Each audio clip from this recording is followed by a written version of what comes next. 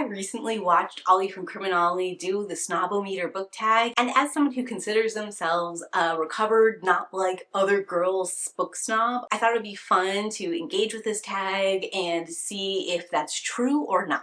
Starting with number 1, what is your definition of book snobbery? And I'd say a book snob is someone who looks down on other readers because of what they read, how much they read. And I'd say overall, if it stays at this level, it is annoying, but not necessarily problematic. My issue with book snobs, besides just general annoyance, is going to be when they take this a step further and start talking about what other people ought to do with their reading or what it takes to be a real reader, and then try to make only those appropriate books available to readers. So basically trying to do book banning is where I draw a line and think this isn't okay. And I do think that book snobbery and book banning share a little bit of like a line. Not all book snobs are book banners, not all people who want to ban books are book snobs. There's a small overlap area where I think book snobbery can be a red flag, sort of alerting you to a potential book banner. Number 2, is there a genre or type of book you would never consider reading? So I'm not much interested in literary fiction, plays, or historical fiction. That said, for the right story, I am there reading it. Number 3, does erotica count as literature? Yes, and I'm sort of annoyed we're talking about this in 2025 because fiction is about life and intimacy is part of life. And personally, I think exploring what that means uncoupled from the romantic element or from the aspirational element is more interesting than exploring it within that like idealized romantic sort of way, because you're just putting something on page and neither promoting it as a good thing or like sort of shunning it as a bad thing, allowing readers to sort of like experience the thing and draw their own conclusions about where they land on that. And also when it comes to like both romance and erotica, I think it normalizes talking about certain levels of intimacy. It gives you words for certain kinds of acts or feelings or emotions, all of which I think is great, because if you want to have a successful relationship, communication is part of that, and having the language and concepts for that is going to be core to understanding all that kind of stuff. You can totally get this from reading other kinds of books outside of romance and erotica, but I do think that these two genres in particular make that very accessible, which is also probably part of the reason that we spend so much time critiquing both romance and erotica in bookish circles, because we're concerned about what's being portrayed, how it's being portrayed, how we're saying certain things, what that messaging is, all that kind of nitty-gritty detail.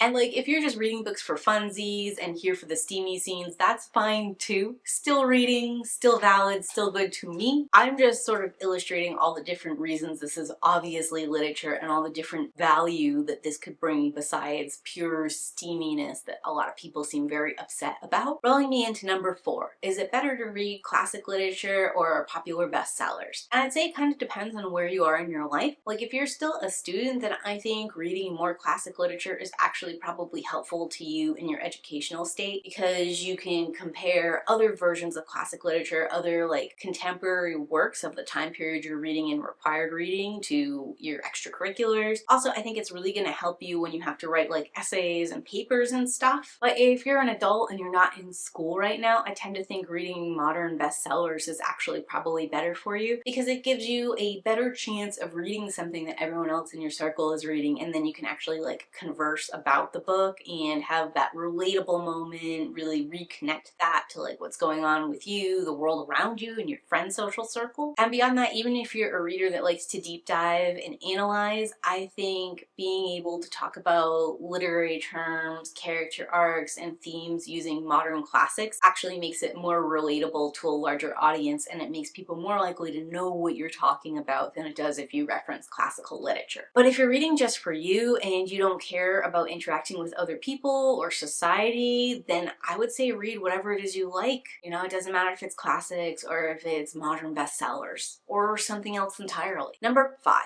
have you ever bragged about reading a classic work of literature to sound smart? This is going to be where the not like other girls book snob element comes in, because I have always traditionally read speculative fiction, primarily fantasy and science fiction in my youth, and it took me a minute to realize that a lot of times people would think I was very smart when they realized I was a reader, and then take it back once they realized what I was reading. From there, they would often get like sort of condescending, like you don't know what you're talking about, or if you had read this or something of substance, then you would know this this sort of thing. That would cause me to get pretty snappish with them pretty quickly. And a lot of times I'd be like, well, I have read that, and I've read this and this and this and this. And if you had read all these things, you'd see there's a connected thematic element in this classic literature that fits this thing over here that I'm talking about now. So yes, I totally used my literacy in classic literature as a battering ram against these kind of people in conversations, and was really aggressive. Not just one book, like I would go out of my way to read books so that I could overwhelm them with a plethora of books. To be fair to the book snob version of me, I didn't usually bring classical literature up first, but if you wanted to go there, I was ready to fight you on those grounds. And like now I'm older and I'm a little bit more mellow, and generally speaking, if people are going to condescend to me like that, I just kind of walk away like they're not worth my time or effort. Rolling us into number 6, do audiobooks count as reading? What about graphic novels and comics? So yes, all of it counts as reading. I have a whole video talking about how and why audiobooks count as reading you can check out here. For the record, graphic novels and comics are much the same. We count picture books for children, which FYI, if you're an adult reading picture books, I count that for you too. And I don't see why we wouldn't count the older, more adult version, which is comics and graphic novels, for adults and teens as well. There's words on the page. You really can't understand the story without the reading portion of it. Honestly, I don't care what you're reading or how you're reading. If you're listening, if you're using your eyes, if there are visual aids, I'm just happy you're here and want to read and enjoy stories. And if you needed that credit or validation from an outside source that you are a reader, here it is, you have it. Have you ever looked down on someone for reading a popular fluff book? A book with little substance, a self-help book, a celebrity memoir? The answer here would be yes, and this is where I came to find out I'm a mostly recovered book snob, because in my younger years I definitely looked down on people for reading Twilight and 50 Shades of Grey by association to its Twilight status, not because it's a story that involves bondage. There was also a time where like fluffy memoirs were things I kind of like derided a little bit, although less so than some of those fictional popular fluff pieces. And certainly Christian literature in any variety, if it's not the Bible, was something I looked down on people for, whether this was Christian fiction, self-help, inspiration. I wasn't down for those books, and I felt some kind of way about people like substituting actual fantasy for Christian fantasy, or actual dystopia for Christian dystopia, or actual psychological self-help books for Christian inspiration. Just not okay with it. And the same thing too with certain like right-wing books. If you're not reading them specifically to deconstruct them, especially if it was a right-wing book that was posing as like the real version of feminism or the real version of progressivism, I thought that was both like false marketing intended to trick the audience, generally disingenuous and mean-spirited, but also someone where we don't align on political agendas and both care about those political agendas enough that we would butt heads pretty commonly. To that end, as I'm talking it through, I realize I haven't entirely kicked my book snobbery habits, because while I don't care about fluffy popular books anymore, like read all the Twilight and 50 Shades you want, I do kind of still care about those random Christian books, the random political books, and I have a new group of books that I would add to this in my older years that are like pseudoscience or false history books. Now, if you're reading any of these in the comfort of your own home and not speaking about them or trying to like convert people to your belief system, then I don't really care. Do what you want to do. Like if reading Christian inspiration makes you happy and feel fulfilled, you do you. Enjoy that. But I do feel a little bit gross about the self-help industry as a whole, and specifically if it has a religious bend, because usually people who are looking in self-help are in like a difficult scenario or are struggling in some kind of way, and saying like you have the answer when you have like no backing or anything for it, and you're not really there to provide an appropriate support group or to like judge how they're taking your advice or what things are going on, feels a little dangerous and unkind, to be honest. To be clear, if you're reading these books, you're still a reader, it still counts. I think I would want a little bit more detail about why you were reading these books, what you thought of these reads, before I like judged anything too harshly. But there would be some alert bells going off if you're really into any of these genres. Number 8, have you ever been the recipient of someone else's snobbery?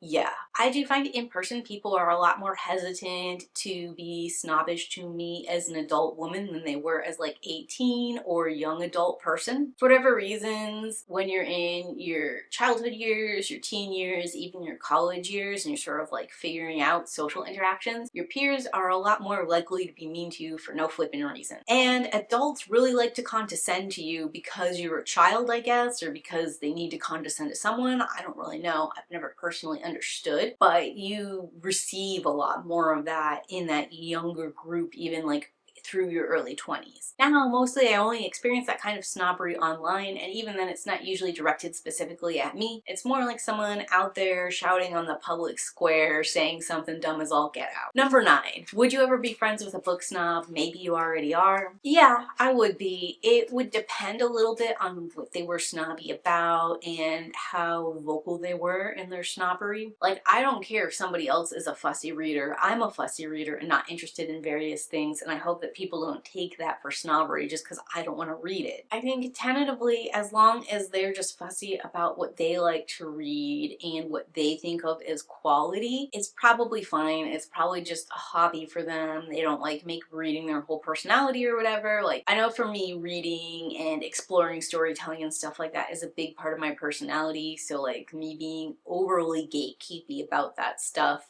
would probably be an annoying personality quirk that would play out in other ways. But assuming that they're just talking about their hobby and aren't trying to like ban books or like limit other people's access to whatever they want to read, I don't think I care. Number 10, are people who don't read less sophisticated than those who do? No, I don't believe that reading is a sophisticated habit. For example, I read a pretty decent clip of extreme horror and splatterpunk, and I kind of feel like that's the antithesis of sophistication in most ways. And like, my husband reads pretty frequently too, and right now he's on a huge cozy fantasy jag, and I don't think there's anything sophisticated about what he's reading, although I'm happy he's enjoying it and like it's relaxing for him. If we're talking about sophistication meaning that it makes you worldly, again, I don't necessarily think that reading makes you more worldly than other forms of media that would let you explore a broad scope of people. Like, I think listening to music could make you sophisticated in that manner, as could watching a wide array of TV, movie, documentary, even like slice of life YouTube videos where you see slices of life from around the world could definitely do that for you. You do not need to read. And I think in some ways, like going along with people, seeing the day-to-day sights, that kind of thing, has more impact than reading a bunch of different books about cultures could. Number 11, measure yourself based off of the previous questions. How much of a book snob are you? Before doing this, I would have told you I was 100% recovered, but I guess I'm still a little bit of a book snob because I do care about what people are reading and why they are reading it. And I don't necessarily think it's bad to be discerning even if people are making decisions that like what I'm reading and why I'm reading it is just not valid. The way we approach these conversations, the way we approach people who we disagree with is more important overall and helps me decide whether or not you're a snob. I hope that I give space for those people to talk about things that they're reading and why they're reading them, even if I want to address why I think it's a problem or why I don't like them talking about it. I don't know, I guess that feels a little contradictory, but that's where I stand with it. And likewise, like if they don't like something I'm doing or something the larger community is doing, then I feel like they need to leave space for us to have the conversation about why that thing is fine actually. And overall, I would say that snobbery is kind of like low-hanging fruit. I care more that you're not trying to ban books, that you're not trying to restrict access of certain books, that you're not sort of like disheartening people from reading altogether because they read differently than you read or they like a different genre than you like. Rolling me into number 12, tag other people. If you got this far and you're a bookish content creator, tag you're it. Let me know how much of a book snob you are. I want to thank you guys for hearing me out on this book tag, and if you've got this far in the video, leave me the secret wine glass emoji in those comments down below so we can all be sophisticated snobs with our drinks together. And as always, keep